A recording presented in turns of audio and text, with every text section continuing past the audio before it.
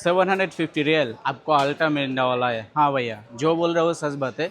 Only ultra phone, Samsung ultra phone 750 real में मिलेगा। उसका पहले आप दूसरा बात सुनो। हम बहुत बंद लोग कह रहे हैं भैया मेरे को अच्छा बजट में एक लो रेंज का एंड्रॉयड फ़ोन चाहिए। देखो ओनली 400 रियल में आपके लिए एंड्रॉयड फ़ोन लेकर आया सैमसंग का। फिर ये डिस्प्ले फिंगरप्रिंट मिलेगा।